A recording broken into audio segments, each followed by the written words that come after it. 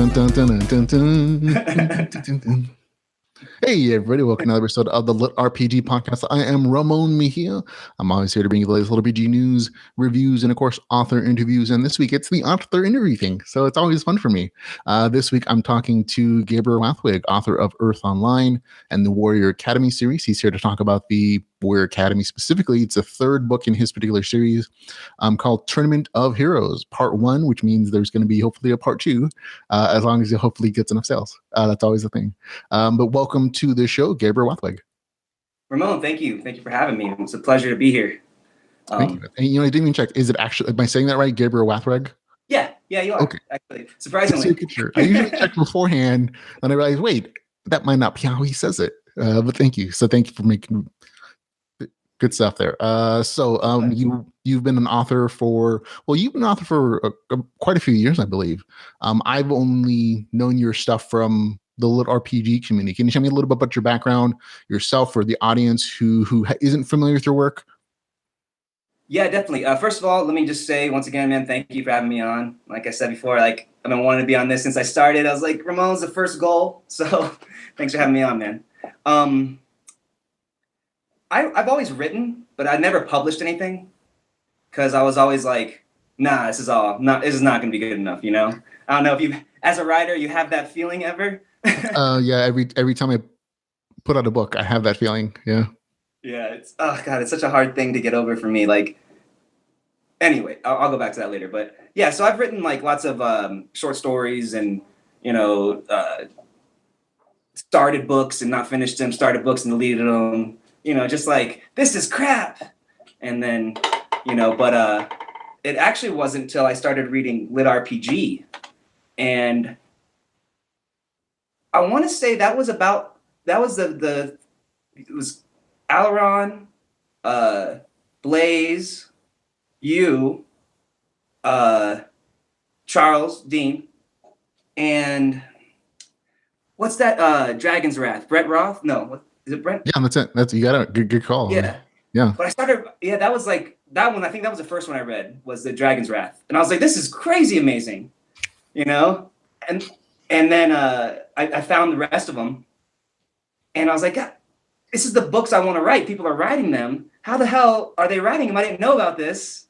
It's I got to do it now. I have to write now. If I don't, I'm, just going to shoot myself or something. I don't know. No, I absolutely understand that feeling. I had the same one when I chose to become a writer. I was reading a bunch of stuff that I loved, and it was just filling me up with so many story ideas that they were just pouring out of me, and I had to put them somewhere.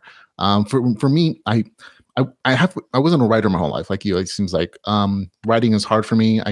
The only thing I ever first wrote was that first book. That was really the only creative thing I'd ever done in my life. And for me, it was always this is a process. I'm going to write a thing. I'm going to publish it. And in my ignorance, it's just that's what people do, right? They write and then they publish. Why else would they write? And so for me, it was a matter of ignorance. Even if nobody reads it, there's a point to writing, something like this. And so, and also I was influenced by, of course, all those other authors who were amateur authors, but they still told amazing stories, and there was an audience there. And heck, I was one of them. I was purchasing probably more than I can afford. But it was definitely a passion. And it's those guys who inspired me as well to I can do this too. And people were going to read this. Yeah, sure. Why not? So I absolutely get what you're saying. It's really funny because on that same vein, I found the first Dragon's Wrath. Yeah. And I'm okay. And then I just went I would say kind of manic, insane, and just tried to find every single one I could. And I was where's this one? I was on iTunes, I was on, Amazon, I was on everywhere. I was and I couldn't find anything else to read. And I was oh no, I think and started using search terms game stories and in virtual reality stories and a bunch of other, because I didn't actually recognize that there was a term for it yet until I read I think it was Vasily Mahenko's story where he's this is LitRPG, and I was there's my search term, there's my name, and from there it's just there's the rabbit hole. I forgot to mention those guys, Vasily Mahenko and oh my God, why am I missing the first book I read was the Russian Alter Game? Was that Alter? Alter Yeah, World? there's a couple alters. The alter game is a newer one. There's also a few others that are breaking my brain right now. No, I've all listed them on the site. But yeah, there's a lot of Russian authors who are definitely influential in bringing LitRPG to the United States. And I think a lot of the writers who are American are like, oh yeah, that's where I started on too. It was like The Way the Shaman or a World of something Vampira? else and Lit World and a bunch of other stuff, which are escaping my brain at the moment. But like, there's a lot of authors who were just like influential, like, oh, because they had already written like 5 or 6 years ago and they were just being translated in English. And so there are a lot of influences like we both, I think, have in commonality. I feel like this whole little community we have, like all these little lit RPG writers or game lit. I don't know what everybody's going with. I'm trying to stay out of the whole It's a thing, yeah. You know? I'm like, just buy my book. Be nice to me. Like, I just write stuff. Exactly. But I feel like we're all like kind of started the same way. We're all like, what? They make these stories? You know, I can write these stories. I want to read these stories. But yeah. That's my thing. Yeah. Perfect. Now I ask you, do you have like a background like writing or like gaming at all that has influenced your decision to like come to this kind of writing, why it works for you? You know, I don't have like a technical background in it because I did other stuff. Like I went to school, I got a degree in digital media, you know, and then I didn't do that and I ended up running restaurants. Like I was a general manager of a restaurant for like 10 years, you know, and then I stopped doing that and started bartending. I was like, everything but this field. The thing you went to school for. Yeah. Yeah, everything but that. And like one day I was just like, I don't want to do this stuff anymore, you know? Like I want to write books. These guys are writing books, I want to write books. Mm-hmm. So instead of like going out and hanging out and not doing stuff, like I was like, I'm gonna go home and write. And I'm gonna write, and I'm gonna write until it's like I'm sick of writing. No, that's a much better use of your time than getting into trouble or, you know, other things. So that's good for me. I know a lot of authors who feel the same way. They're like, oh, this is a thing. It just became a thing for me. And for me, it was almost accidental. But I understand that you've had a long history, like, oh, being creative in this respect. And that's where you put your creativity, whether we're short stories or just unfinished novels.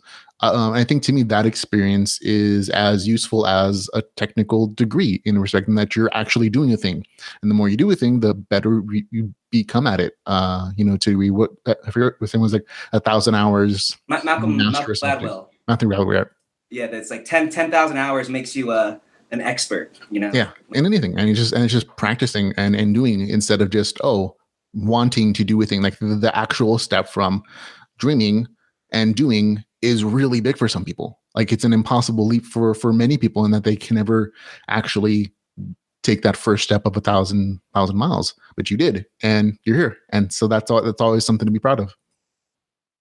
I don't know about you, but like the minute like I hit publish on my first book, I was just like,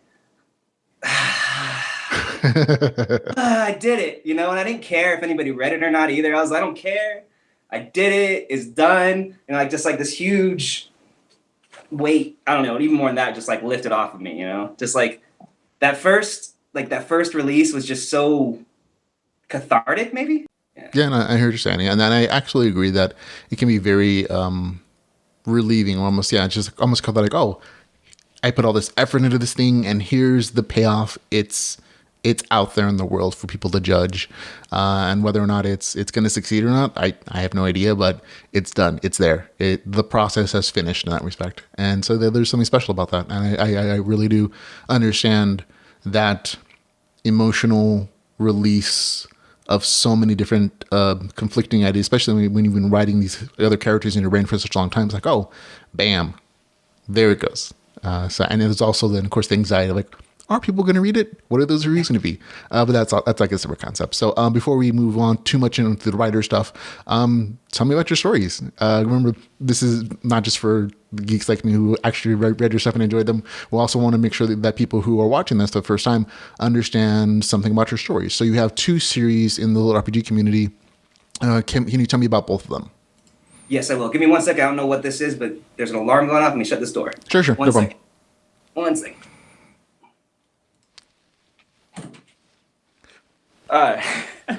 Sorry. Vamping. So, no, it's cool. Dance time is perfectly viable airtime. Yeah, that's what I said. So your novel series, we have Eyrth Online, and we also have Warrior Academy. Tell me first about Warrior Academy, since that's the one that you have the most recent novel coming out of. Okay, so Warrior Academy, that is my... So when I was in high school, so I'm 36 now, so 18 years ago, I wanted to do ninja high school. Like, that was like, man, what would be so cool is if we had like ninja high school, and like me and my buddy would talk about that all the time. And as the years went by, like, I never did it, and I always thought about it, and I always wanted to do it. And I'm kind of like an addict on anime. I don't know. Yeah. Like, I love anime. I love pretty much all forms of media that is dorky. Anime, video games, board games. I mean, whatever it is, I'm there. And music, which isn't considered dorky, but Yeah, that was for the music was for the cool kids in my neighborhood. I was like, oh yeah. But I know what you're saying. So you have a lot of these influences, and how did that lead you into actually writing a story that is Warrior Academy? So, I guess I should start, so I started writing Eyrth Online. Mm-hmm. Well, let's over this real quick. I started writing Eyrth Online, and I was like, I didn't know how to write the over the top, like, fight scenes. I didn't know how to, like, put into words, like, what I was thinking about with the anime. Like, how do you describe this? Just like, I just couldn't figure it out. No, it's a very visual medium, so I definitely understand that there may be a hard transition from the pictures you have in your brain, which are very over the top sometimes, if you're pulling from anime, and putting them and distilling them into sentences and little letters next to each other. Yeah, that is trying to go. I mean, trying to go from like your picture to paper is tough. But when I was writing Eyrth Online, I was like, oh, okay, and I started figuring it out. Like, as I was writing Eyrth Online, I was like, oh, if I do that, I can do this. So I finished, I think, my second book in Eyrth Online, my second novella, or I don't even know. It's like, I don't even know what to call it. I'll just say story. Mini book. Yeah. But I was like, oh, that's how you do that. And so after I figured that out, I was like, okay, I can write these anime fight scenes and over the top stuff, and then play this story I want to play out. So I guess, like, I've had all these characters working in my head for a long time, like years, if not years. And I kind of wanted to bring all this, like, 18, 20 years of my life of, like, watching anime and try to get all these, like, different tropes they have and put it into a book. So that's kind of the basis of it. Sure, perfect. Let me give a quick description for the audience of what those series are kind of in a nutshell a little bit. Eyrth Online, which is your first series, is definitely a unique story. I describe it as like LitRPG stoner comedy set in the game world, and I think it's super hilarious. I'm into stoner comedies. Kevin Smith, everybody. I'm a big Kevin Smith fan personally, so I like that kind of stuff, which is why it appeals to me. But it definitely it has like marijuana use, but it's also incorporates like this over the top, like pop culture references, with like transporting the main character to a game world where everything's, ruled by game mechanics, and it goes on these adventures, with these very, specifically interesting characters of a great variety, and has a huge amount of fun and great time. And it's really action adventure-y. But there is very much this like stoner culture within the novel, which is not as appealing to everyone, which I absolutely recognize. But for those people where it hits, they're really big fans of that particular series. Now, Warrior Academy, I think, is a little more mass appealing in that there's no drugs, there's no stoner comedy on it. It's more like it's a slice of life high school academy story with ninjas and like even more pop culture references, if that's possible. And I mean, I think you have like references to game stuff. You have references to anime, regular fiction novels. I mean, just like name all the different academy schools right now, and people will recognize each one of them for me. Wait, I'm sorry. Yeah, I was asking name all the academies in your school system, and people are going to recognize those names. Like what are they all called? Oh, well, I have like Warrior Academy, which is WA. Then I have SNES, obviously, and which is Samurai Ninja Entry School, and then I have RKP, which is Royal Knight Preparatory, but if you flip it, it's PKer. So it's just, Warrior Academy is like my way to write about everything that I love, and it's the only way I could think of, like, incorporate all the things that I really love. Right, because because you have like years and semesters that I think you say in the notes like, oh, this is book 1 of like 13 or 14, and so you have all these like school years planned out, and there's plenty of time and room in there to put everything that you love in there. I think. I'm hoping so. That's because I'm trying to make it like most anime series are like 13 to 26 episodes, and so I'm trying to make it a serial anime, which is tough, just because people don't like short books. Not that yours are like super short though. I mean, they're not. It's not like they're 50 pages. They're all like, I believe, well over 100 at least. Sorry. Yes, I think they're all like over. Words. They're all 50,000 words. Right. So like I make them all at minimum 50,000 words, and that's my goal, because that's enough time to tell a part of a story and to get you in the next part. Because I think most novels are about 100,000 words is the industry, whatever. I don't know. I don't think we use a lot of industry standards in LitRPG.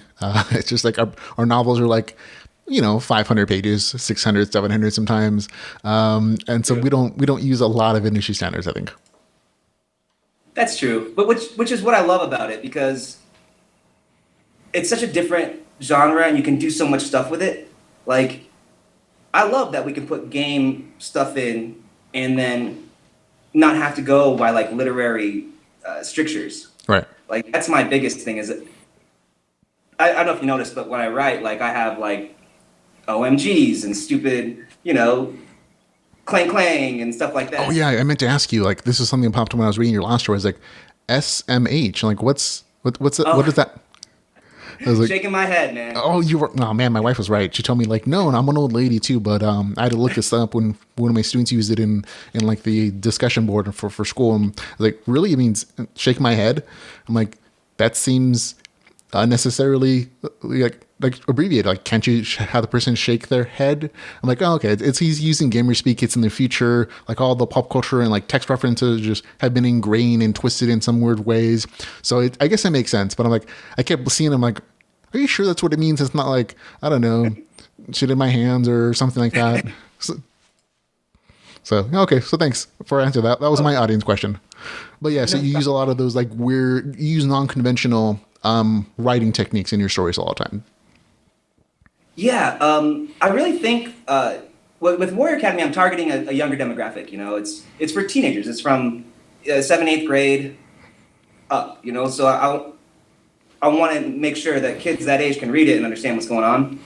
And I almost different. Yeah, I almost want to disagree with you that you're targeting that audience, because like you make some Belmont references. I'm like, I don't know that we have like a really great Castlevania game, like a really long time. I don't know if they're gonna get those points, man. Oh no, gamers know that stuff, man. They just put a new Castlevania. Yeah, like old gamers, our age gamers love that stuff, man. Like if you're going for like teeny boppers, I'm like, we haven't had like a good Castlevania game like in almost like decades. So I'm like, okay. But, that's true. But I think yeah. Yeah, go ahead. I think you're hitting the point. I definitely hitting the demographic with like the anime references and that kind of stuff. Without it, I think a lot of like the basis of what you're using is like, it appeals to like older guys like me too, which is why I like it. Maybe I just have a teenage mentality, and that's why it works for me. But I think you're hitting a lot of a larger audience besides like necessarily teens. Like I don't want to peg your stories like, these are just YA fiction. Like these are definitely appealing, at least to me, for people who are gamers, especially older gamers. You're going to get a lot of like the tinier, like funnier, like references that you make. And I threw that in there because I figured like cause I love this kind of stuff. So when I read it, I want to be able to see those things. So that's what the other names are for too. Like you said, for that. But I expected it to like resonate with people older and be like, oh yeah, I got all these things. But it's kind of been like people are thinking it's written for an older crowd. And and I get that, and I see that. So it's kind of, Yeah, it makes sense that it's yeah. Yeah. Yeah. Yeah. So you intended it. You basically intended it for like the teen audience, and a bunch of old guys like me are really like, oh, this is really awesome. I guess maybe we all want to like be young again. We all remember our high school years, so we have that connection to these events. I think a little bit maybe, but like yeah, hey, as long as people are buying it, like I'd rather have like the grown-ups with all the extra money, buy my stories than having. I mean, I like teens and everything, but I'm like, yeah, those guys have money, and that's okay. I have bills to pay. That's true. That's 100% true. So there you go. Yeah, it was kind of a shock to see how many people like that read it didn't think of it as young adult fiction, and like were very vocal about it. Okay, no, you don't. I definitely. When I was looking at your pages today between like Eyrth Online and Warrior Academy, there's definitely like I said, a much bigger audience for Warrior Academy, I should say. Eyrth Online, I think book 1 has like 12 reviews. Warrior Academy has like 59. So I'm like, oh yeah, this one's definitely at least getting picked up more by people, whether they like it or not. Is a matter of opinion and difference, but like, oh, at least a lot more people are giving this one a chance. So at least in the marketing terms, like, oh, it's appealing to more and more people. Yeah, Warrior Academy is definitely much more mainstream. It's definitely more accessible for everybody, and I wrote it that way too. To be, there's no cuss words, there's no real bad thing. Even the fight scenes, there's nothing really brutal. It's like everything I kept to like PG-13. Right. Like just because I would hate for like. When we were kids, like, I don't know, you're about my age-ish? Yeah, no, I'm actually your age exactly. Oh, cool. Yeah.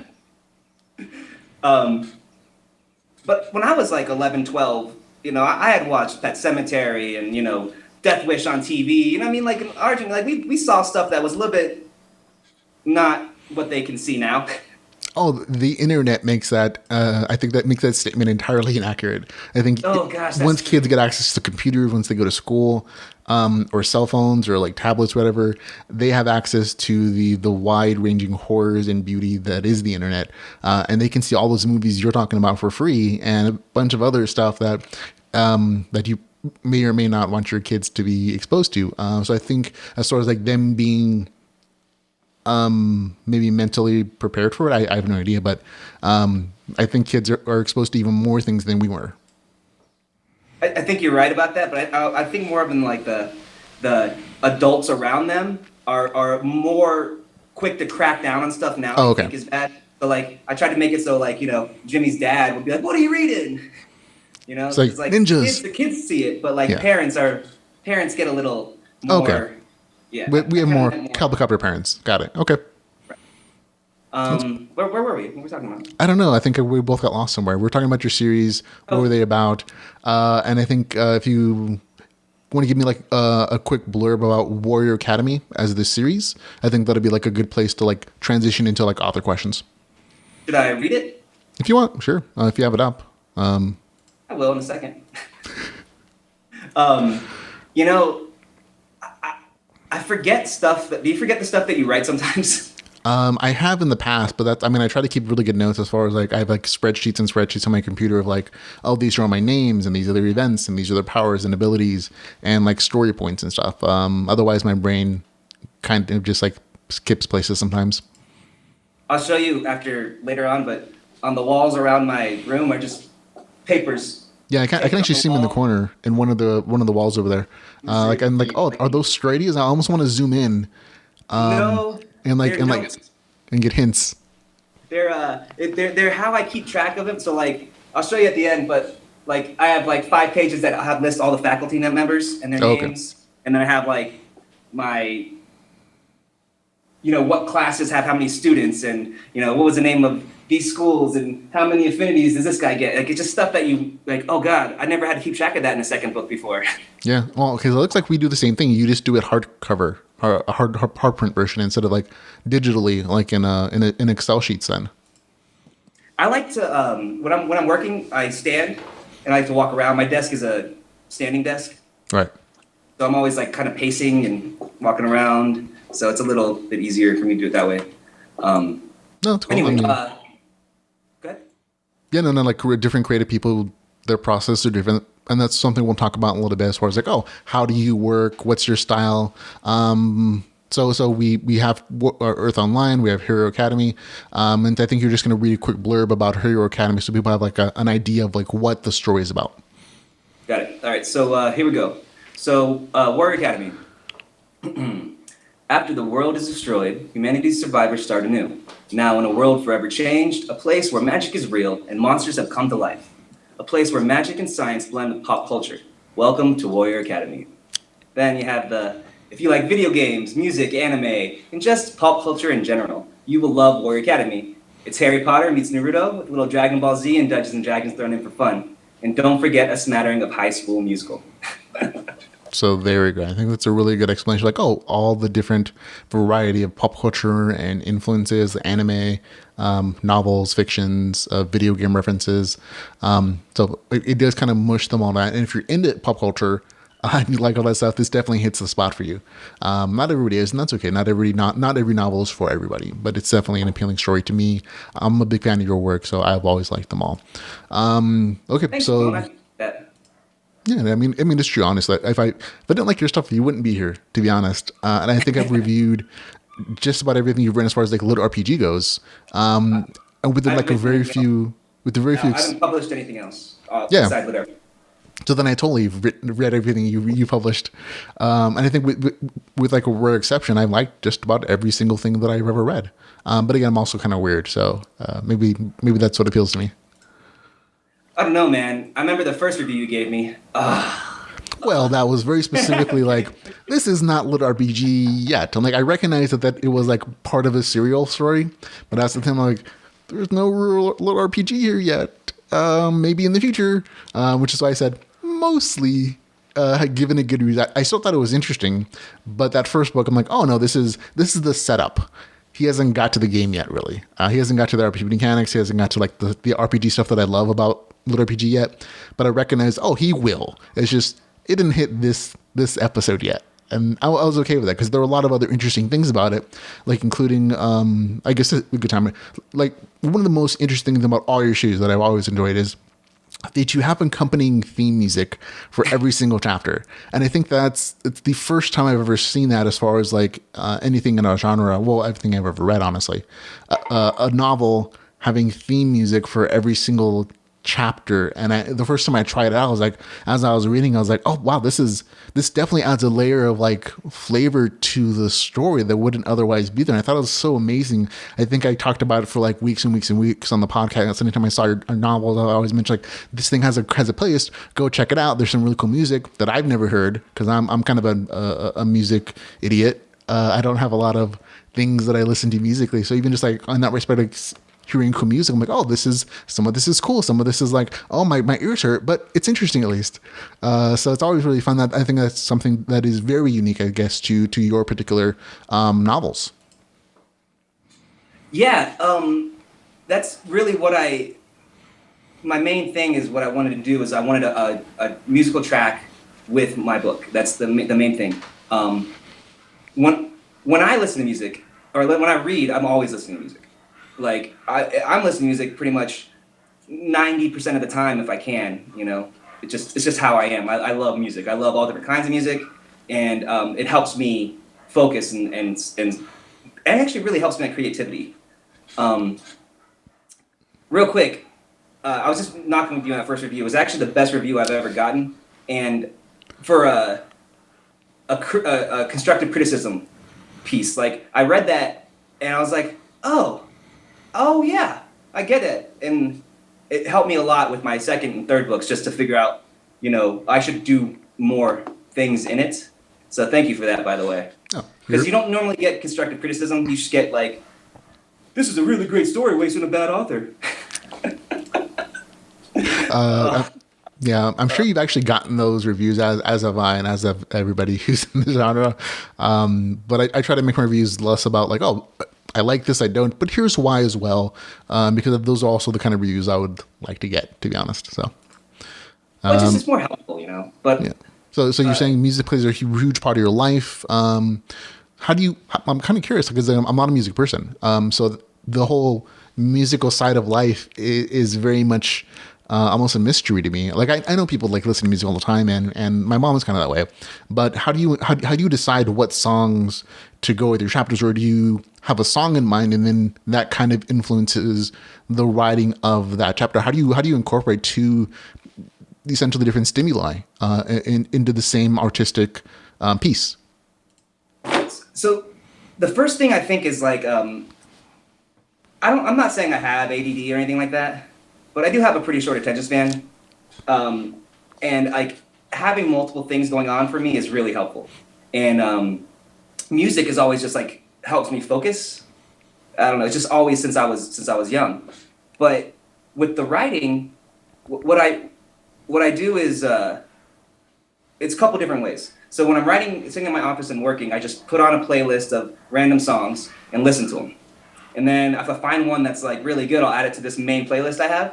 Mm-hmm. And I have this playlist for just test playlist, I call it, with about 1,000 different songs that I just keep adding to. And while I write a scene, I'm like, man, this song I'm listening to does not go with this scene.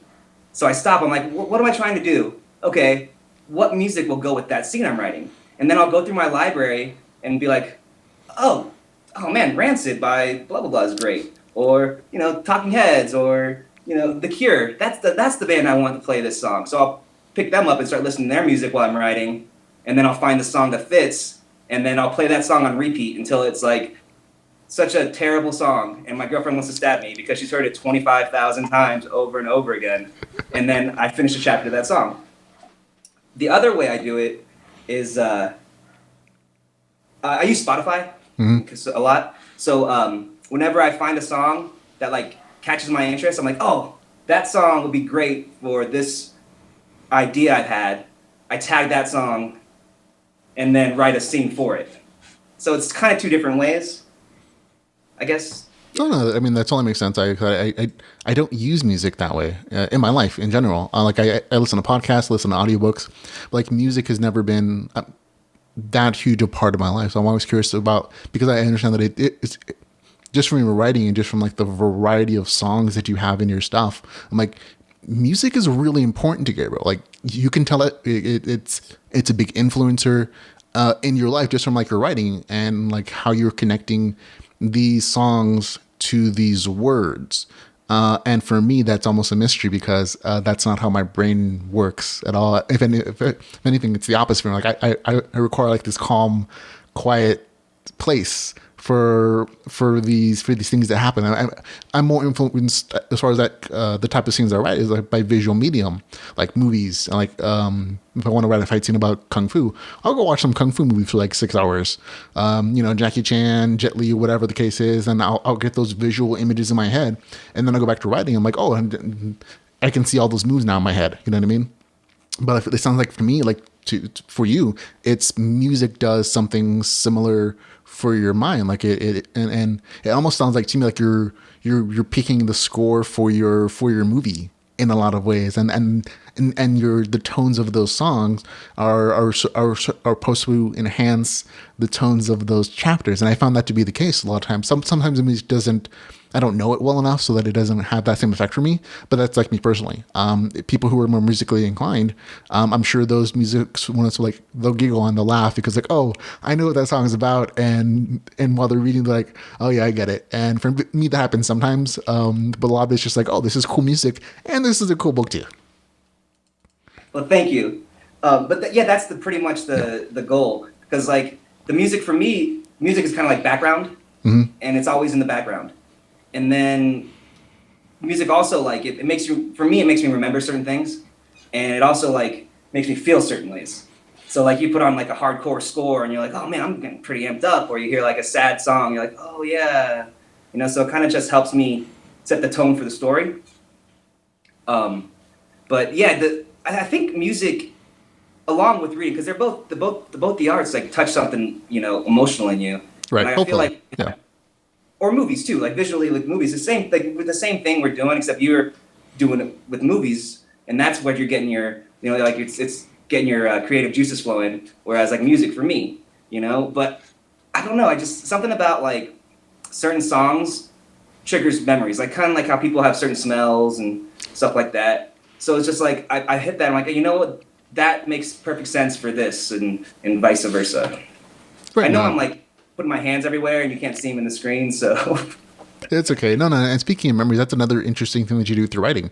And I've noticed it from Eyrth Online and then into Warrior Academy. You actually do memory scenes, which I think is a very interesting way, and they're kept separate of the main character's past or like some other character's past and how it's tying into this particular story. I thought those are interesting as well, in that you're mixing past and future stories essentially in the same novel, and it's a very interesting, like, and it makes more sense now in the way they're describing how music impacts your mind, and that this song is associated heavily with this memory and this feeling and this contextualization, like, and a song can bring you right back to this memory in the same way in the novel a cube or some other like influence brings this character right into the exact living memory that's being described.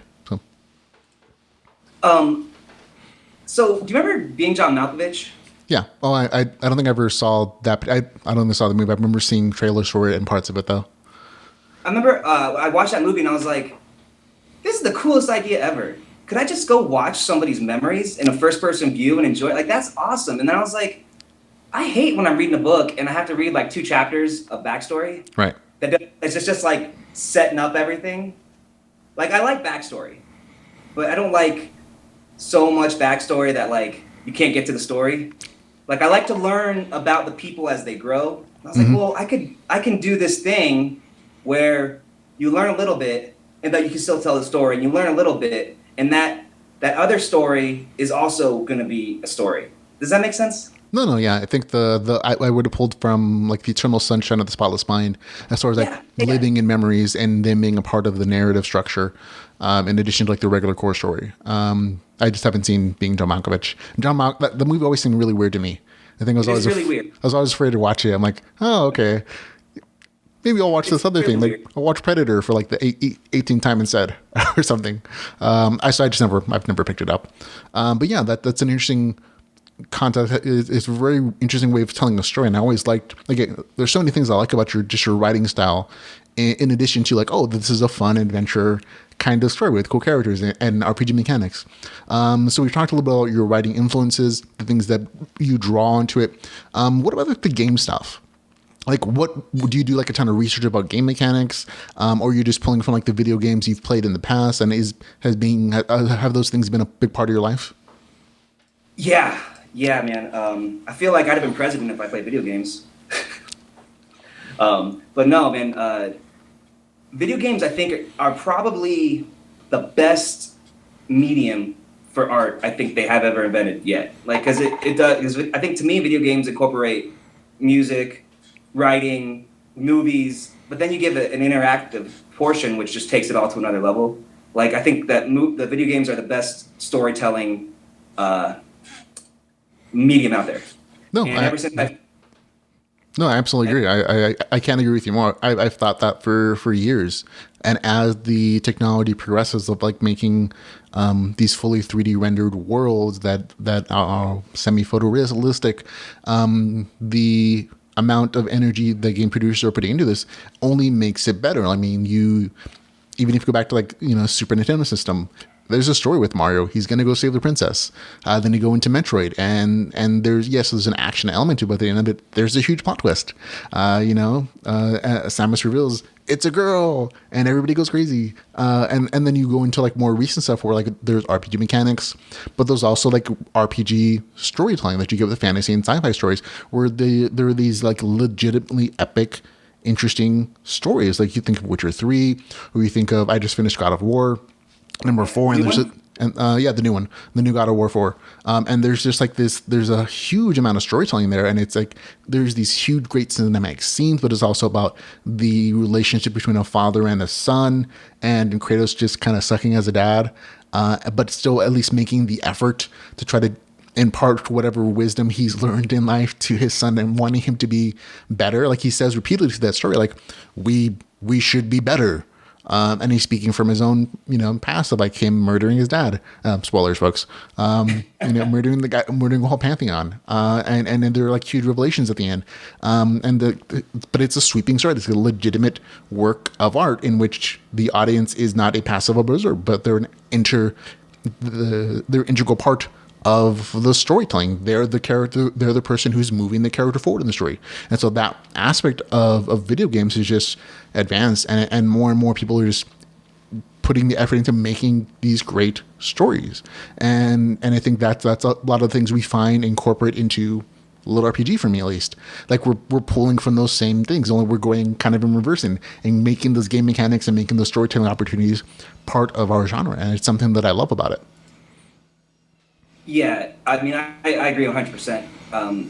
This is such a unique genre because LitRPG, we love it because we love video games. Right. But I think it's really cool that we get to tell the story of these video games that most people will never get to play. Like a lot of people who don't game are never going to hear these stories. They don't get how video games like just really tell the best stories because you're the main character. You're in the story, and I love that. Whenever I read a book, I'm like, oh, am I the main guy? I put myself in there. That's what I do. No. I mean, that's kind of the same reason I write in first person perspective instead of third, because that's how I play video games. I'm the character, and I think some like I have a couple of new editors, and apparently I'm driving them crazy because I write in first person present instead of like first person past or even like third person past, and they're like, this is weird. It hurts my brain. I'm like, sorry. But that's kind of the same perspective you get with video games. Yeah, man. When I first read your book, I was like, I can't do this. I'm like, what the heck? I was like, no, just keep reading it. Yeah.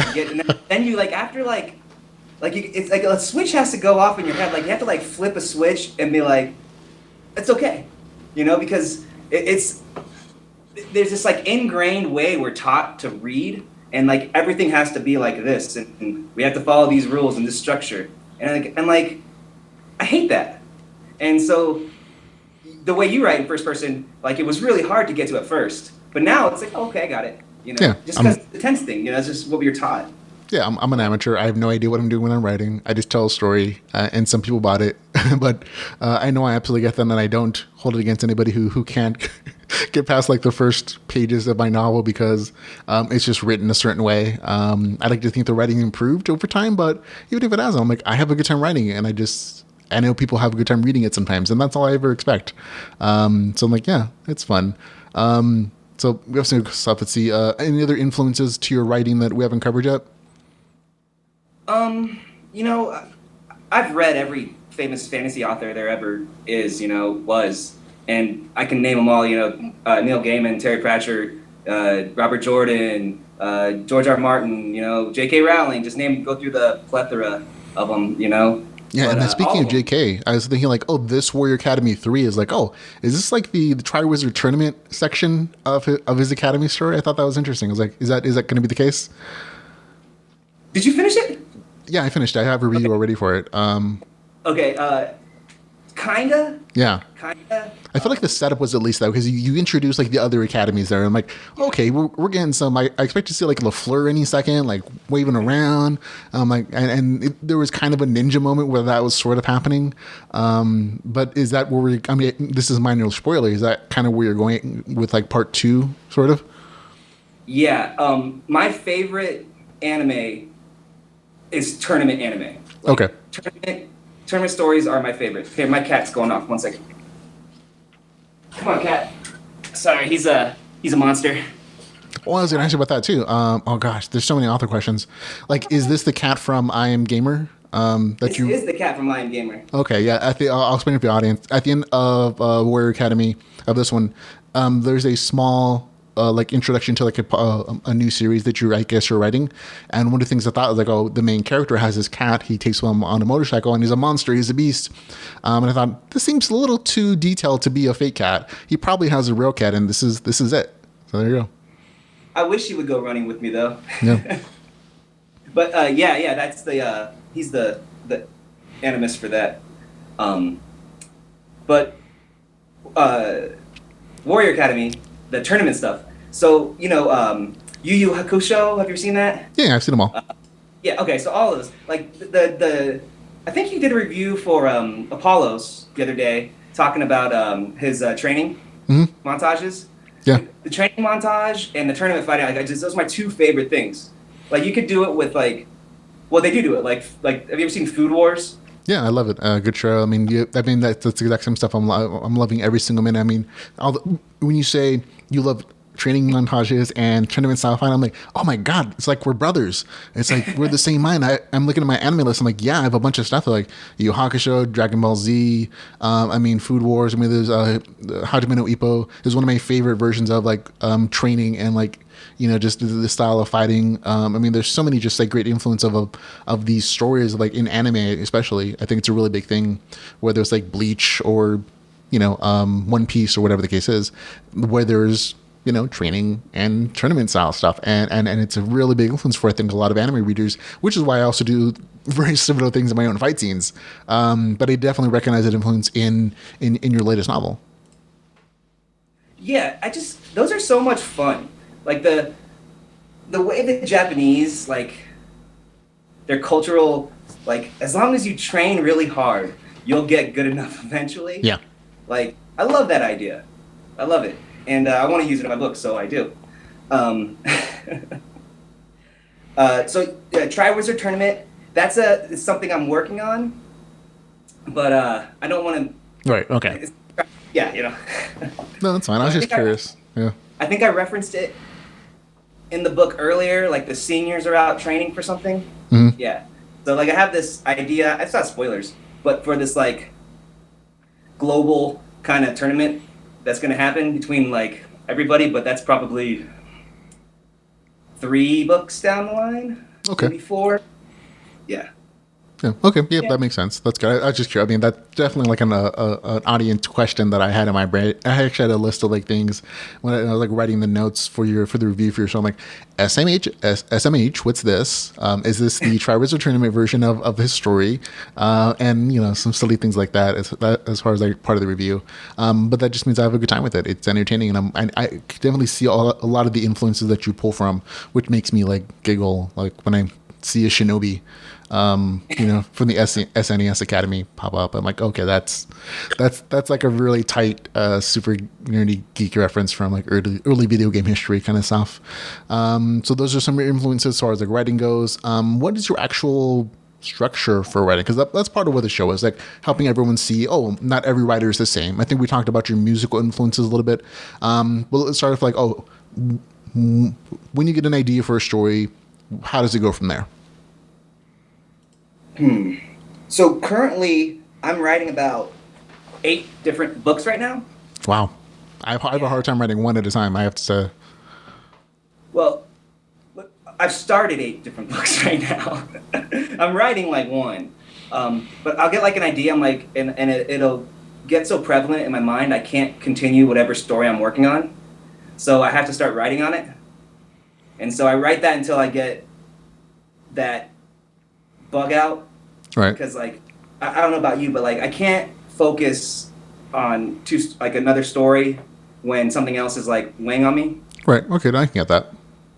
So I just, as soon as something pops up and it's, like, to the point where it's stopping me from writing, like, what I'm working on, I'm like, all right, let me see where this goes.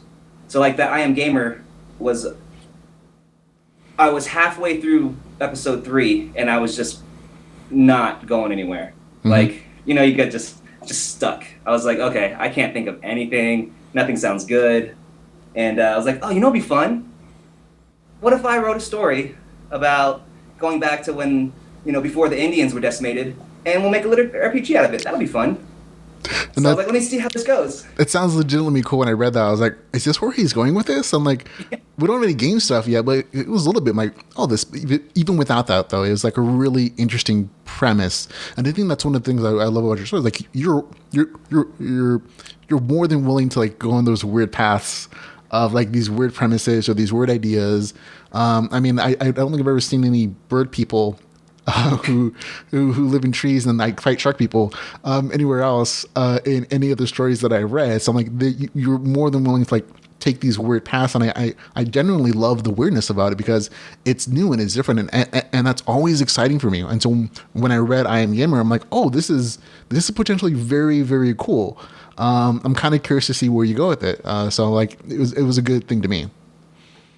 I just went to Florida recently, just a few weeks ago, and my dad and I were sitting down, and we're talking about some stuff, and we started talking about the population of the world and how it's like 7 billion. Yeah. And I'm like, well, what was it 100 years ago? What was it 1,000 years ago? And I'm like, holy crap. And I started, finding all this stuff out. I'm like, how cool would that be to go back to where before, history that we know about, and then write a story about it. Yeah. That'd be fun. No. So I think that's the kind of the core of your writing style. It's fun. And that's what it is for you. And that funness may not always land with everybody, like every individual. But for the people it does, like it really hits. Like they can feel how much fun you're having writing this story, even if it's like necessary for them, but it's like for your own enjoyment. I think that's an appealing part of like your brand and like your writing style. Yeah, this is going to take like a little bit of a serious twist. But like, when I was a kid, like my parents divorced, and like I grew up in Florida, but like it was mostly like I was pretty much minority, I don't know how you grew up, but like, so books, video games, movies, that's where I went to for escapism. Right. And so like when I read, watch movies, it's all like stuff that I want for fun. Like I want to feel good. I want to enjoy it, So that's kind of like when I write, I'm like, I want to have fun. I don't want anybody to be like, man, game's really depressing. I don't want to make anybody like, I want to be like, man, this is a really fun story. I had a really good time and I feel good about myself. That's my whole goal. It's just that's a fun time, Cool. No, that's nice. I am curious about the setup for the main character in I Am Gamer. Did that really happen to anybody that you know of? Or is that just like, oh, this is just an arc? Oh, it did. Okay, never mind. Yeah, that happened to that's that was one of those really scenes that like I don't know if you've had that's like really easy to write. No, that felt like a painful memory. I was like, I have those in my own stories, and like okay, I kind of recognize. Oh, I wonder if this would really happen because that would be kind of sad, but also like it resonates as genuine. You know what I mean? Like people who've experienced like, oh yeah, that's not awesome. And that to me, that's a way of connecting to the reader. Because even if they've never experienced it themselves, they can recognize, oh, these emotional tones, these descriptions feel real. And that allows them to take a step into your character's shoes and go on them with that journey when they can have that connection to that character. Yeah, I think I found the easiest things for me to write, like before I started publishing, were, what happened to me. And that was the main thing I didn't want other people to read. So like the easiest thing to write and the only thing I don't want to show anybody else. Yeah, no, I heard you're saying. Huh. But now it's like, well, if you write what you know, the scenes just come out so much better. Yeah. Like it's kind of like a double-edged sword. Like, man, this is a really good scene. And that's easy. I got that hand down, but like, man, that's pretty emotional. Oh, yeah, I remember that. That kind of sucked. No, I mean, I think for me at least, like writing the most emotional scenes in the stories that I've written have almost been cathartic in a way of like dealing with pain because you're putting it on a page and other people are connecting to it, and so you realize you're not alone, and that that there's this commonality among readers and mankind of all these like things that we all go through, and even though we feel alone and we feel hurt by them, that other people out there have experienced the same thing and they've survived and they've lived through and they become better people, and it's become a part of who they are and made them better or worse, whatever the case is. But it's part of their history, and those notes and those stories connect people together, and that's what creates societies. That's what creates families. Is those shared experiences, those shared stories, and those shared moments. And when you write a story, and you even if it's fictionalized and exaggerated or minimized, whatever it is, when you're passing along those bits of your soul, and that's a fancy way, but you're creating a family with your reader. You're creating that shared bond and experience. And I think that's what draws a lot of our audience together. But it is very much different than the over-the-top anime fight scenes. And I think there are places for both, but they definitely have different purposes in our stories. And I think when I read I Am Gamer, that was the thing that resonated with me most. Like, oh, this was a little more real. This was a little more connective to someone's personal history, as opposed to, I mean, there's still the moments in Warrior Academy, but like you said, you definitely pushed like this pop culture anime over the top kind of vibe to it. And I think I Am Gamer, even just that first scene, that first couple chapters, I was like, oh, this is connecting a lot with me and being Hispanic, me having a lot of the same cultural influences you do as far as that goes. And I'm like, oh, I'm genuinely excited about seeing the next chapter or reading this story. You know what I mean? That's good, because I wasn't sure about it. Thank you. But yeah, man, I didn't to elaborate on your point, like I didn't realize, like, you know, when you write stuff down, you don't think like I should share it with people, but you are bearing a part of your soul, and you are connecting with all these readers who, when they genuinely like your stuff, you find somebody that's connecting with you, and it's definitely such a great feeling to put those emotions out and then have somebody connect with it and feel like they're a part of it. Really, it's pretty awesome.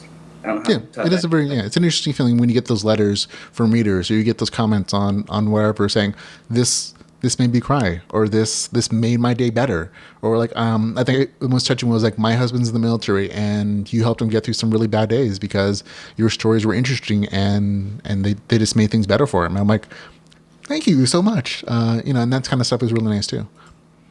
Yeah, that's awesome. It's just it's so humbling, I guess. It's just so cool. People reach out and they're like, hey, I like your stuff. It just makes you feel so good. It does. It just makes it all, I don't know. It just makes it cool. It makes it worth it. If they didn't pay you money, that would be the next best thing. Right. Yeah. I mean, I'm being. Please pay me money. Please pay me money. Yeah, money is important too, though, because we have bills. So that's a thing. Oh, how are you doing, man? You working your stuff out? I know that you were talking about it on. Oh, you mean the Amazon stuff? Yeah. Is that working out? I sent them a letter saying, "Oh, I'm withdrawing from Kindle Unlimited." They sent me back a form letter saying, "Oh, we reviewed your thing, but we're still going to say that these are not valid, and so we're going to take them." It was an automated letter, so I'm like, "Oh, okay. You're not actually reading these responses, or maybe that's just that branch of that particular thing, because it was ruined for content." Kindle Unlimited review or whatever it was. So I sent another email to I want to say customer service or something. It was like on the KDP account under like, oh, contact us, and a bunch of like subs things saying other. So maybe they'll get back to me at that point about that particular thing. But my plan is basically to withdraw from Kindle Unlimited, just because I'm only going to make like $400 now in 2 months because of it, and it should be several thousand.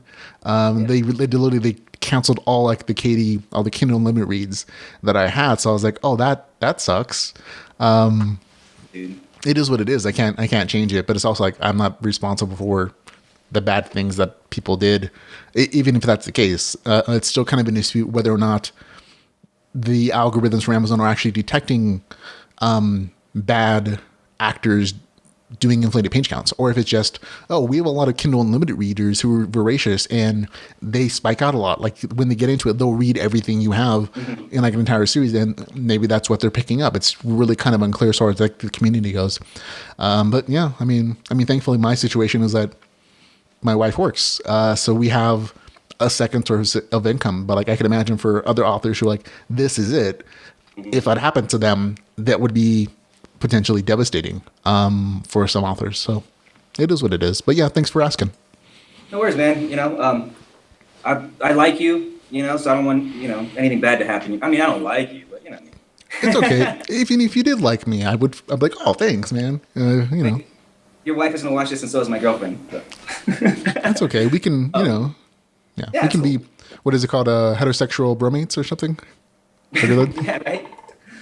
Have you heard of these new gender, the new gender identity for males, for straight males? For heterosexual male, now it's called a cisgender male. Is that what that word is? Yeah. I think I've heard it before, and I'm like, oh, I don't know what this word is. But I'm like, you be you, as long as you're happy and everyone's consensual. I don't really care what these labels are. We're just all people. Exactly. So like, That's okay. what it is. Everybody's got to have something to get angry about. Yeah, that's a thing. Okay, but going back to a little bit on the writing, what kind of writer are you? Pantser, outliner, something in between? So I'm mostly a pantser. With any book one, I'm a pantser. And then in book two, I found, and anything beyond that, you have to be a multiple or a combination. It's just too hard to keep track of everything that you have going on and to go somewhere else. So like, writing multiples in a series has made me a combination pantser outliner. Okay, perfect. So you do a little more like free flowing thought with the book one, and then you start incorporating outlines and kind of a little more structure. Because again, you're absolutely right. And if you're going to plan this long term 13 book series like you are with Heroes Academy, if you don't have a plan, it feels very wonky. It feels. I mean, and that's okay. Slice of life is fine with me personally. Like I can go on an adventure and kind of discover it with the character. But if you're planning for like a long term thing, like I see how outlining would be much more beneficial. And that's kind of what I do it too. So yeah, I understand that. So what about easiest and hardest thing about writing for you?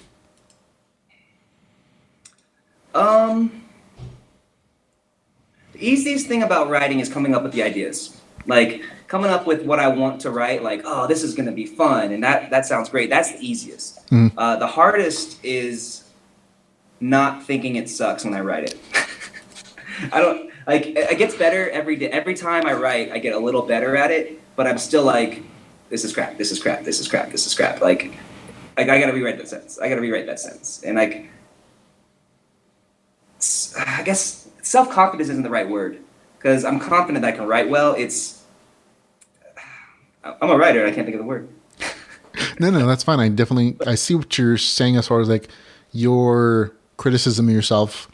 You feel like sometimes it's overblown, like it's not quite necessary. But I also think, well, if you think your writing is not good, then you're always striving to improve. You're always striving to make that sentence, that paragraph better.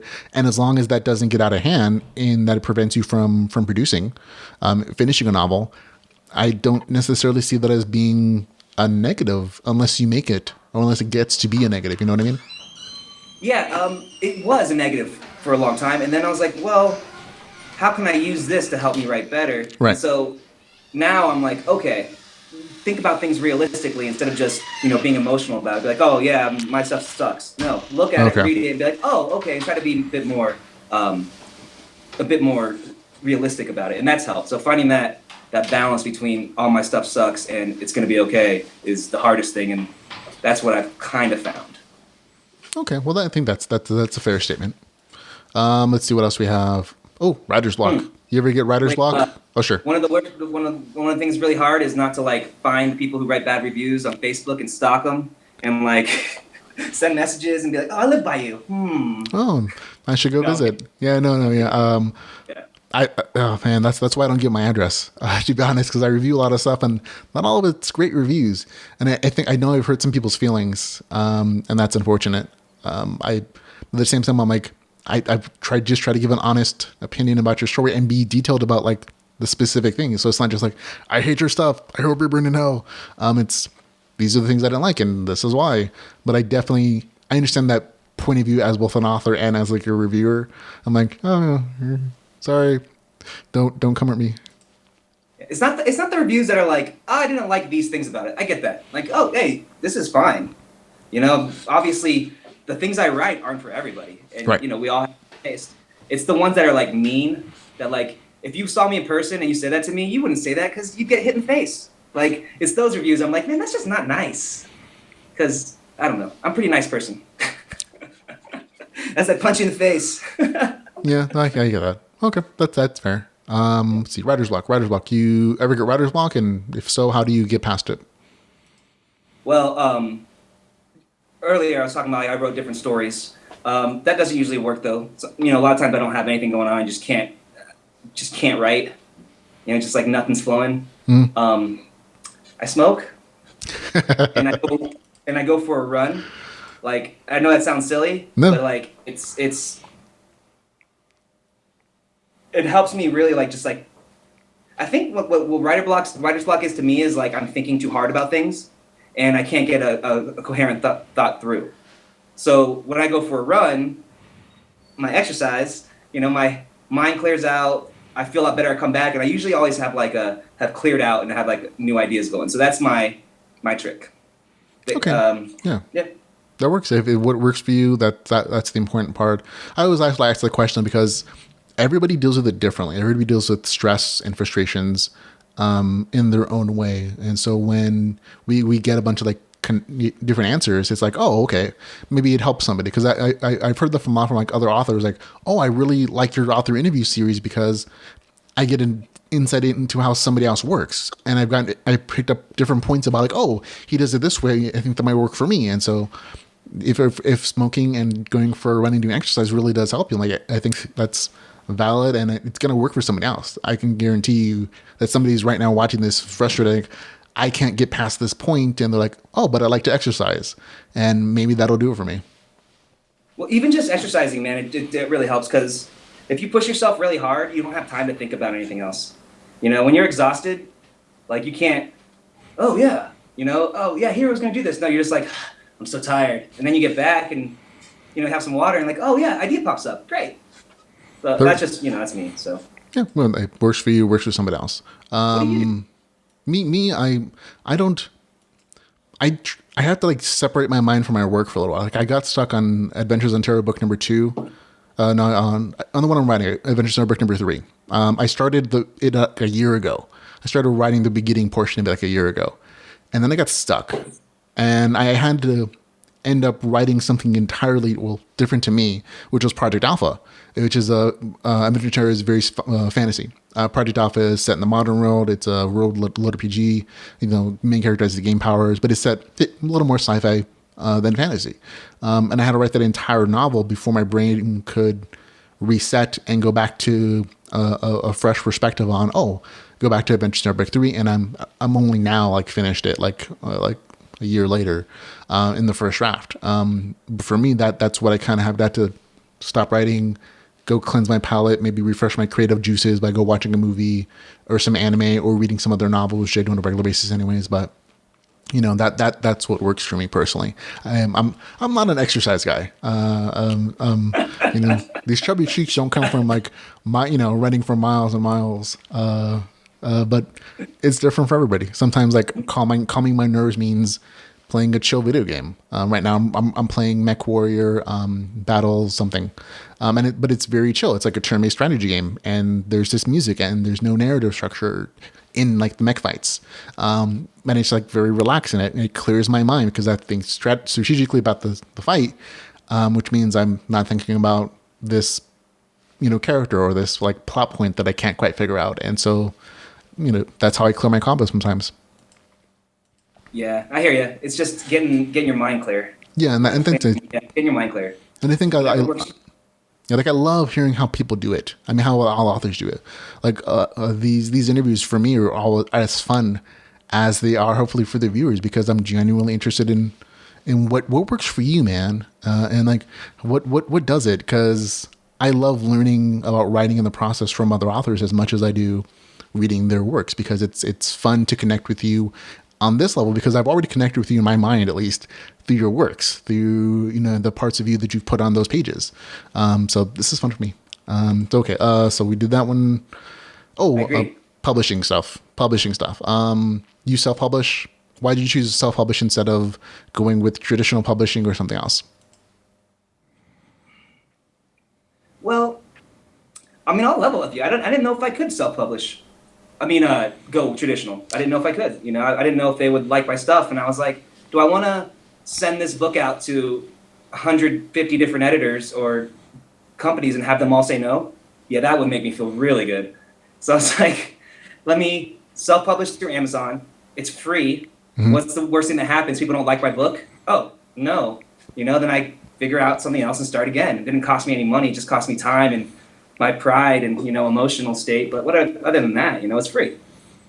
So self-publishing. And from it took a long time it took a year and 5 months to get to the point where I'm at now, to where I can make enough income doing it but I don't think I would have gotten traditionally published in this amount of time. I think it would have taken longer, and you don't own the rights to your stuff. Right. Somebody else kind of owns it. And you just, they're like paying you a little bit of money to get you through or something. I'm like, yeah, that was always weird to me. Like the traditional model for publishing, in this day and age, just, I don't know, it doesn't make sense to me, at least for someone in my situation. Where I'm like, I know I'm not going to have like a huge J.K. Rowling audience or Stephen King audience.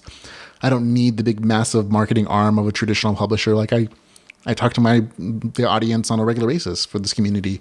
I interact with them on a daily basis on Facebook and Twitter and other places. So it's like, it didn't make sense to me to do traditional publishing from any standpoint. Like, why am I giving them like 90% of the money when I'm doing 100% of the writing when I don't have to? Like, I understand it works better for some people, and I'm not criticizing them, but for me, I'm like, I'm okay with doing the work and doing marketing and doing, my own editing or hiring editors or, hiring a cover artist or whatever the case is, and hiring an audiobook artist to do the audiobook version of it. So why shouldn't I keep most of the money if I can? Well, not only that, like the other part is I have 100% control of everything I do. Yeah. Like, yeah, I don't know that stoner LitRPG comedy is going to go over well, with the big name publishers. Exactly. It's like, not only that, but like, the musical aspect, like it's all really different. So I'm like, it's not something that's traditional in its own way. So why would I go with somebody who doesn't really understand what I'm doing? Yeah. I've talked to people. I have some friends that are in publishing and friends that have written books, and they're like, oh, I don't get it. What are you doing? And it's like, well, you know what? It's not for you. So yeah. So it's just more fun too. Like I make all my covers. They're not the best, but they're mine. All this, everything is mine. That's kind of it's like, it's all mine. Nobody else has any part of it. Right. Amazon owns them for a few months, but if I don't want them to, I get it back. No, man, that's absolutely right. And I think that's one of the things that going traditional publisher is different about, and that the people who are paying you money, as far as like an advance, have a lot of influence in what you're going to write. Like you're giving it some control of your story. I've talked to a number of authors in our community who are doing traditional publishing, and they're like, no, my editor told me I had to take out this game stuff, or I had to take out this language or this character or this like violence or whatever it is, because they feel like they're marketing towards a particular audience, and that's not their brand, or they don't understand the game thing entirely, and so they want to make it super light because they think that it'll appeal to more people. And I'm like, those are all things. I don't know that it's going to make your novel any better in this subgenre, and I definitely know that the author is like, oh, they would rather do it a different way, but someone's giving you money and they kind of own the rights to it. They ultimately have like a really big stake in what you're going to be doing. But it's not only that too, but like I my main goal for writing is to be self-sufficient, is right. To be support of myself and not have to work for somebody else. And when you take a publisher and they give you that check, they now own you. You work for somebody. And like that sucks. I quit working for people because, I don't want to. No, I don't want to give somebody my IP that I've worked my ass off on, that like means more to me than any other job I've ever done, and have them control it and tell me what it's supposed to be like. No, I don't like that. Now, if you offer me $1 million, I might change my mind, but for now. Yeah, you offer me some of that J.K. Rowling money, I'll be like, yeah, sure, you do whatever you want with this character. You want to murder him? Oh, sure, I don't care. I mean, once you hit like 7 figures, I guess all of your, morals go out the window. they shift. They definitely do. It's like, oh well, I can live most of my life in this. Yeah, I don't have to do a thing. I'm cool with this. I'm fine. Yeah. So I'm like, I'm okay with that. I don't know if the J.K. Rowling was super excited to see like Harry Potter on people's phones, but again, like she'll just cash that paycheck. Did you see that thing they had in the news a while back? They're talking about this movie that came out in the 80s that that J.K. Rowling, they say, loosely based Harry Potter on. Oh no, I don't think I did read that. I mean, but we have so many influences. No, but there's a movie and the boy's name is like Potter. His last name's Potter, and like he goes to like a magic school and he has like all this like, it's just, I gotta find that and send it to you sometime. You're gonna be like, really? But it's still different enough that it's not the same thing, but it's kind of interesting. No, I absolutely admit I pull a lot of ideas from other stories and other movies and other artists. I make them original. I'm not plagiarizing in any way, shape, or form, at least to me. But I definitely like pull like things like my kung fu scenes in Adventure Celebrate 2. I'm like, oh yeah, I was watching Drunken Master when I wrote this, and so that's why this is this way.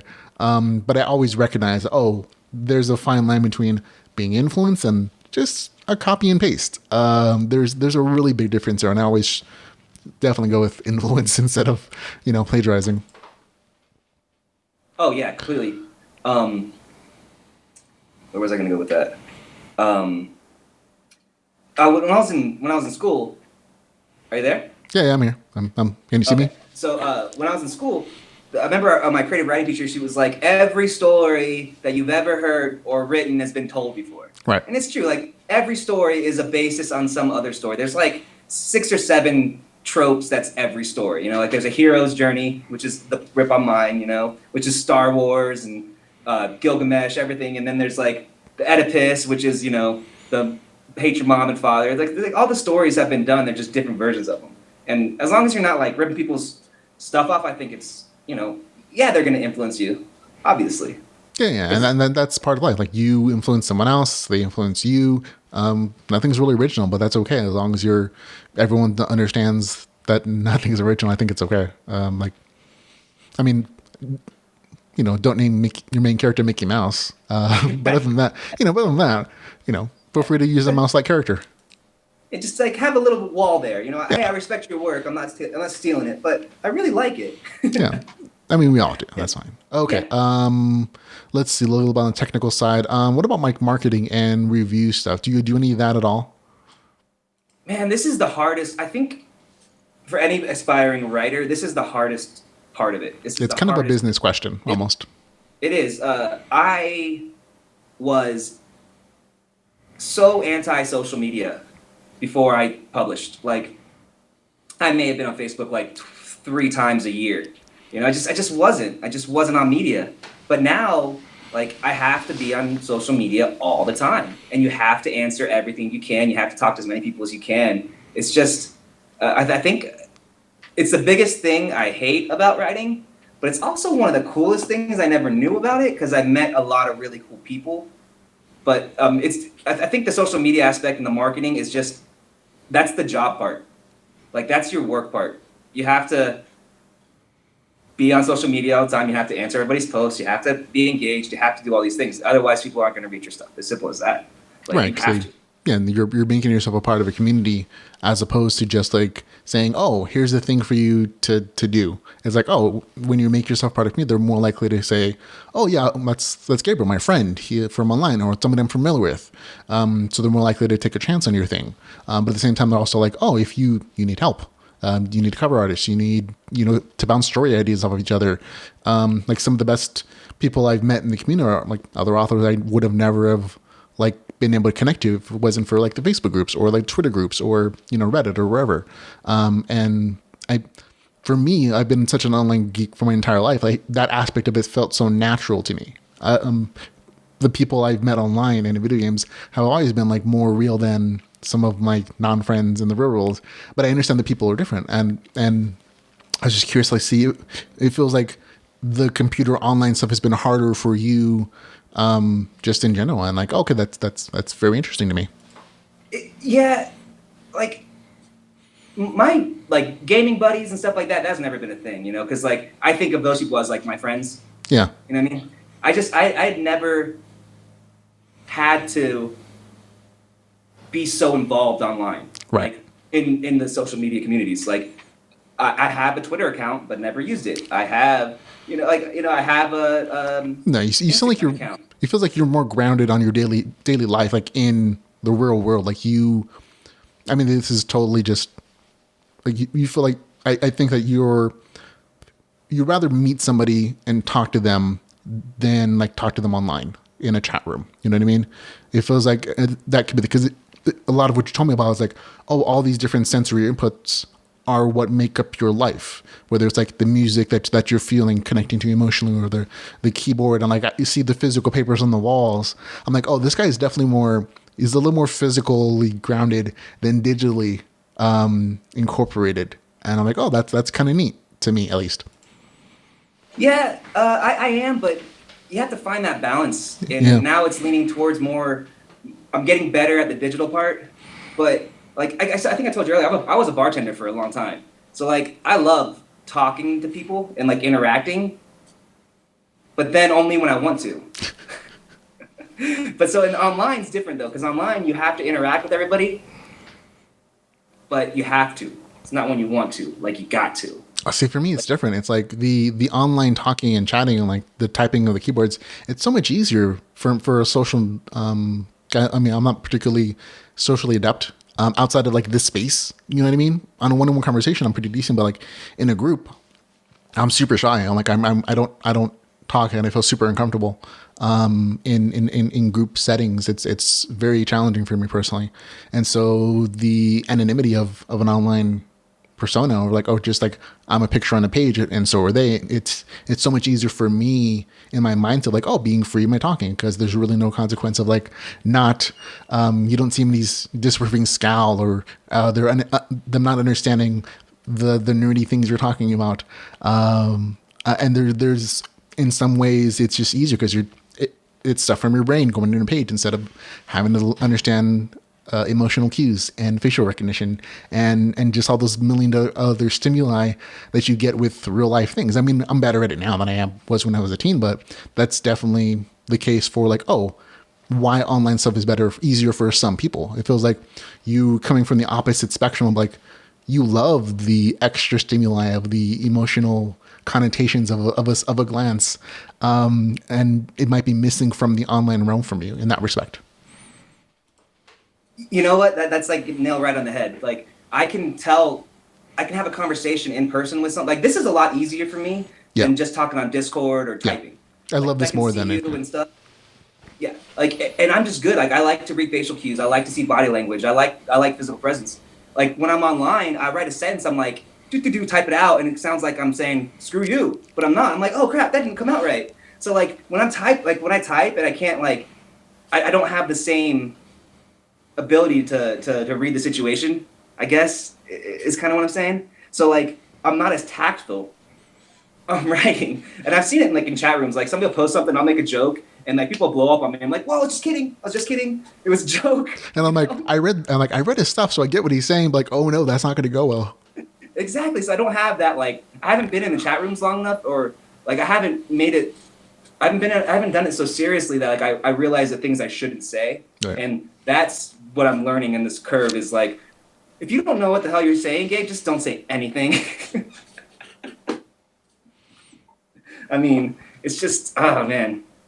So that's cool. I'm learning that. I'm getting better at that and not sounding like a total jerk on the chat rooms now. I'm finally, like, I think daily I get a little better. No, that's like it's another skill set to learn. And again, it for me, I've been a part of like the online community since I was a teenager. I started with America Online, doing chats there and just like talking to people, and that was my community because again, super socially awkward teenager into like adulthood, especially toward adulthood, and it's just I had to learn from books the things you probably took naturally. As far as like reading body language, talking to girls and talking to people, it was a very different structure for me, and that's just different person, different mindset, and I think that resonates with a lot of the online community. Like, oh yeah, a lot of us are really awkward in that respect, but we have that commonality as well, and so that forms the foundation of a community. Those things you have in common. So like, I definitely I understand what you're saying. For me, it's just the opposite direction. With like real human interaction was always harder for me. So but I do understand the frustration of like, oh, not having all the cues you're used to like using. So like, this is why I do this though, because for me, I don't get as much from a voice as I do from seeing you. Like I've gotten better at like recognizing when people are bored or when they're enthusiastic or when they're uncomfortable. But it really was like me reading books. So like, oh, so that's what that face means. She wasn't interested at all. She was giving the subtle signal of like, go away. You're bothering me. You know what I mean? Yeah. I know what you mean, man. It's the same stuff, just different execution. I think it's pretty cool. Yeah. One thing I really love that I didn't expect to find was this. Like, I really like this community a lot. Like, I don't know everybody, but the interactions that I do have with most of the writers is really good. I don't know. It's such a really tight knit, caring community. Like I was surprised because none of us really knew each other, but now everybody's just so welcoming and they're so helpful, and I just think it's great. So that's one thing. If you're an aspiring author, get on the Facebook groups. Don't be a dick. Get on Facebook groups. Be nice. No, and I absolutely agree. And that's one of the things that drew me towards this. Oh, look, we got someone in chat room. Look at that. Lazarinth, sup, Gabe. I'm assuming that's someone you know. Hey. So there you go. So I'm super excited. It's like the end of the thing. We already have like a couple of viewers. It looks like. We have 3 whole viewers right now, so that's always good. That's so that's awesome. fun. 3 viewers, Yeah. I mean, considering that I talked about it like 10 minutes before we started, that's really good. It really is. Like I kind of forgot to we scheduled this like last week. I'm like, oh wait, I forgot to mention anything. Actually, this is fun. People are going to watch it later on, and they're like, "Oh, that was a very interesting conversation you guys had." But yeah, the community is really fun. I think that's one of the things that keeps me here the most and keeps me so passionate about like reading and talking in the community is that everybody's enthusiastic about the genre. Everybody's enthusiastic about supporting each other. And I think it goes back to like we have a lot of common experiences that helped form a community. We love video games, we love anime, we love RPG mechanics, we love RPG games, we love good storytelling. And from the author side, it's like a lot of us are coming from the same place of like, oh, we're new with this, or we've been new with this at some point in our lives, and we all kind of understand like the struggles of being creative and like putting something out there and having people judge it and having to learn all these different skill sets of like, oh, I have to find an editor, or I have to hire a cover artist, or I have to learn how to do better, sentence structure, or whatever it is, or it's like story outlining, or just, telling a good story. Like, and so we have that commonality like of this community, and it works really well because, again, a lot of us are socially awkward in real life, but online we're like, oh yeah, we're happy to be helpful and communicative. I've been, I don't know if this blah blah blah blah. So since you started working from home, like I have just deep dive into the internet and like just search everything that I want to know about everything all the time. And I'm just inundated with so much information that I think it's too much. So like I'm on this like the tribal kick thing. Have you been hearing about that? Everybody's like tribal, and you only have about 70 or 80 people you can actually like, consider your tribe mates and stuff. So I'm like, man, this LitRPG community, this writers group is like, it's like a tribe. It's like a team. We're all like have the same interests. We all have pretty much the same goals, and we all like the same stuff. Like it's crazy because you would never be able to find this many people that have the same interests and just basically all the same things that you like in ever.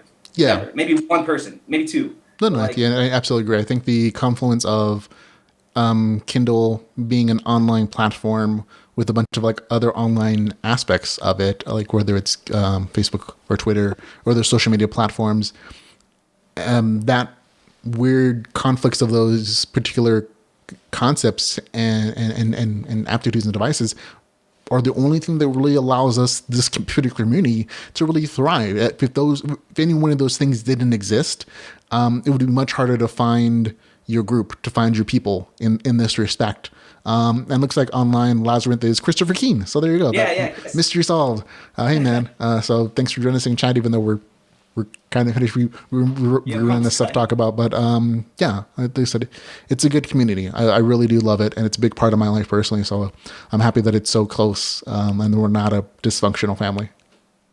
Yeah. Whenever I see everybody fight, I'm like, oh, mommy's hitting daddy, Yeah, but we definitely try to keep that from the readers because they don't know any better. They don't need to know that. The few little spats we have occasionally. Yeah, shut the door. Go fight in the bedroom. Okay, kids, you're going to grandma's real quick while me and mommy have a discussion. No, it is what it is. I mean, no family's perfect, and I recognize that as well. Like no real life family. Every family has drama and issues, and that's a part of like being human.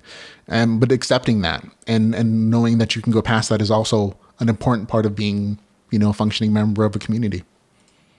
Yeah, Okay. And I think everybody does a pretty good job at that. Actually, absolutely. everybody does a pretty good job at that. Yeah. Okay, so we're kind of at the end. I don't have any more questions to read out because I usually have the audience questions, but I forgot to gather them. But it's really fun here. So I think we've had a really good time. Already been like an hour and a half that we've been talking. So I'm good. Was there anything else you want to talk about? So there's one thing I want to talk about. Sure. So I've been getting like a lot of flack in my books because I don't know if you've noticed, but I changed the cuss words out. Yeah. I knew that was going to be an issue because it feels a little political. Okay. Yeah. And I can see like it is political to the point of like they're just cuss words. Like, so I've been getting a lot of like bad reviews about people like, oh, you hate this, I hate that. I'm like, no, man, no. So for anybody who is watching this and is like, oh, you're such a so-and-so. No, man, it's because it's ridiculous that everybody's so crazy. And both words are used as swear words. So I understand that you're upset, but everybody, but don't be. Relax. And in context of like the story, it makes absolute sense because this is set. I'm like thousands of years into the future after the big cataclysm when everything we know now is gone and people are just picking up the little pieces that they can and incorporating it into like their future culture, which is why you have, somebody who's like referencing, Bleach with their power move. It's not because they love the anime. They probably never actually watched it, but that's the cultural story that came from their past, after the apocalypse. And so for me, I'm like recognizing, oh, these are just, he's kind of saying something, but it's not like as political as people think it's going to be. They're just words. Yeah, it's not. I just want people to like relax a little bit. It's not a statement on policy. I'm not telling you who anything is. Yeah. Just relax. It's a joke. It's jokes. They're jokes. That's all. A lot of your stories are basically like, I'm just saying a thing. I don't mean too much by it. I'm just trying to be fun. Sorry. Just have some fun. Have some fun with it. There's nothing serious about any of the books I've written. And if you take any of them seriously, you're probably missing the point. Yeah. Most of these LitRPG stories aren't that serious. They're just for fun. They're adventure stories for the most part, and have a good time with them. And if you happen to pick up something that means something to you, great. Yes. The author doesn't necessarily mean it, but if it matters to you, that is bonus. Those are bonus points. We got one question from the audience. Lazarus, I think he gave us a pity question. He's like, have you ever done any martial arts? Yes. When I was younger, I was in Aikido and Taekwondo. And then when I figured out that girls don't care if you're in martial arts, I stopped. There we go.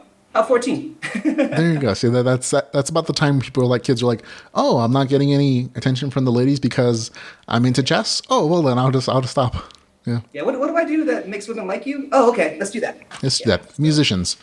No. That's like that's like the number one reason most guys get into music is like, oh, the girls.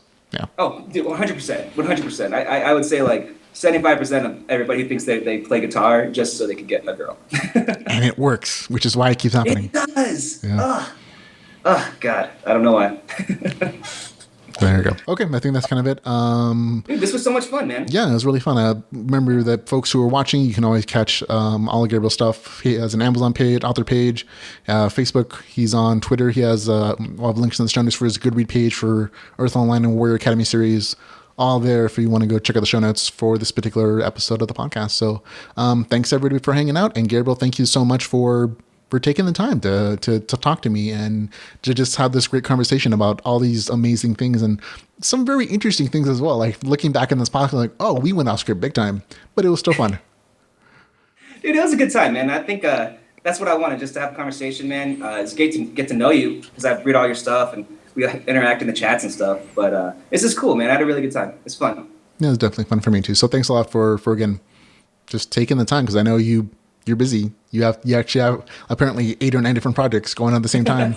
And again, I always want to thank you for just like being you, because like I said, one of the things I love about your work is that it is so different. I recognize that you're a different kind of person than I am. And I love that that's the case because it gives me an opportunity to see the world differently, whether it's from the musical side of like you incorporating theme music into your stories, or whether it's from the cultural difference, like, oh, you're definitely more in the pop culture.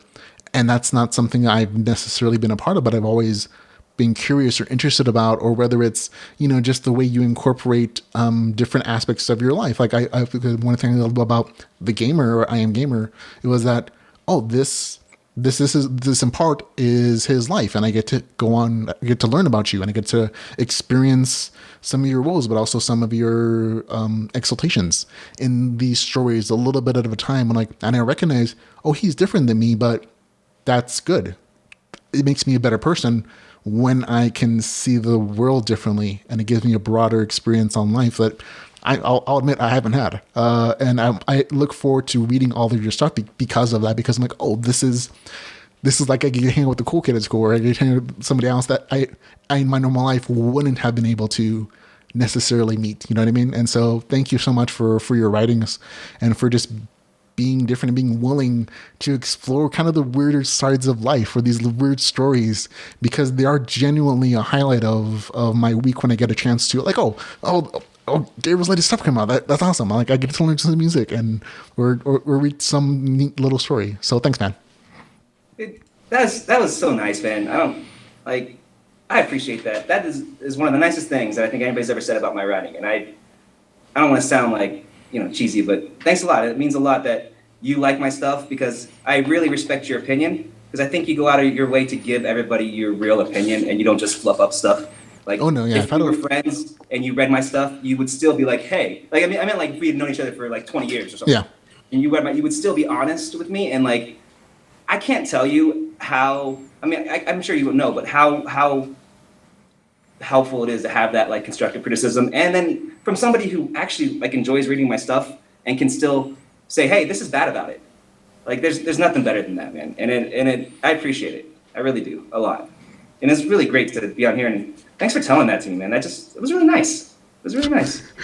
Well, thank you. Thank you for being nice about my nice stuff. Okay, that's it, everybody. Ladies and gentlemen, if you want to say goodbye to everybody, we'll end the broadcast, and we'll probably chat for a little bit afterwards. But thanks, everybody, for hanging out. So if you want to say goodbye to everybody. All right, everybody, thank you so much. Check out Warrior Academy, and if you're of age, check out Eyrth Online. I don't think I talked about it that much, but it's just stoner comedy. So if you like stoner stuff, you'll like it. If you don't like stoner stuff, you will not like it. You will. That it is definitely some stuff. Real quick question with the chat room. Jay Tavares 732 asks, are there going to be audiobooks for your stuff at all? Yes. So I'm working on the musical. It's just copyrights. So I'm going to be, as soon as I finish, I think the next part 4 and one more book, probably I Am Gamer, I'm going to concentrate on reading everything on and putting out my podcast for free. So you will be able to listen to my books for free in about 4 months, 3 months. And you're doing all your own audiobook narration, which is very interesting. That's a choice. So we'll see how that works out. Yeah. It's free. Yeah. You get free. There you go. That's what I always say. This is free. This is a free podcast. So I definitely understand that feeling. But there you go. That's it. Thanks everybody hanging out. Catch you later, guys. Until we can hang out again. Remember to go read some more LitRPG. Goodbye, everybody.